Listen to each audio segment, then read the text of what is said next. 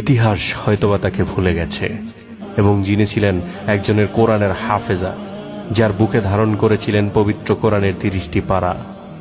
এই সেই নারী যিনি হয়েছিলেন 2003 সালে কিডন্যাপ এবং যার স্থায়িত্ব হয়েছিল 2008 সাল পর্যন্ত।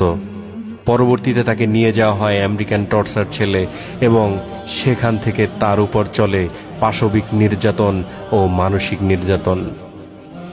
কোরআন শরীফের পাতা ছিঁড়ে মেঝেতে বিছিয়ে রেখে তাকে উলঙ্গ করে বলা হতো, যাও যাও কোরআনের উপর দিয়ে গিয়ে কাপড় নিয়ে আসো। ওই নরপশুরা তাকে বিভিন্নভাবে নির্যাতন করতে শুরু করে। খেলায় মেতে ওঠে ওই হায়নার দলেরা। পালাক্রমে গণধর্ষণের শিকার হন এই কোরআনের হাফেজা। নিউরোসায়েন্টিস্ট সেই নারীকে আমেরিকান আদালত থেকে 86 বছরের সাজা ঘোষণা করে এক আমেরিকান সেনা হত্যা চেষ্টার অপরাধে। আদালতে বিচারক কিছু বলার আছে কিনা জানতে চাইলে তিনি বলেন, আপনি তাদের ক্ষমতা দিয়েছেন আমাকে রেপ করার, উলঙ্গ করে সার্চ করার। আপনার কাছে কিছুই বলার নেই আমার।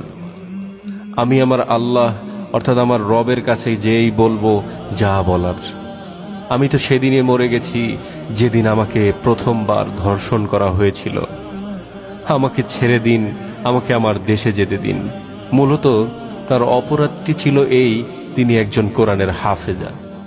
এত শিক্ষিত হয়েও কেন তিনি কোরআনের দিকে ঝুঁকেছিলেন? কেন তিনি তার বক্তব্যে কোরআনের রেফারেন্স টানতেন? কেন তিনি দ্বীনের পথে সামিল হওয়ার দৃঢ়প্রত্যয় নিয়েছিলেন? 1 বছর নয়, 2 বছর নয়, 9টি বছর, 9টি বছর তাকে একটানা ধর্ষণ করা হয়েছিল। ওই অন্ধকার কারাগারে আটকে রেখে শুধু ধর্ষণ নয়, এর পাশাপাশি মরণব্যাধি ক্যান্সারের জীবও তার শরীরে পুঁতে দেওয়া হয়েছিল। অবশেষে বিদায় নিলেন একজন কোরআনের হাফেজা, বিশ্বের একমাত্র নিউরোসায়েন্টিস্ট। ধিক্কার জানাই বিশ্ব মানবতা। হে আল্লাহ, তুমি তোমার পবিত্র কোরআনের বাণী ধারণকৃত সেই মহিয়সী নারী ডক্টর আফিয়া সিদ্দিকাকে জান্নাতের সর্বোচ্চ মাকাম দান করো, আমিন।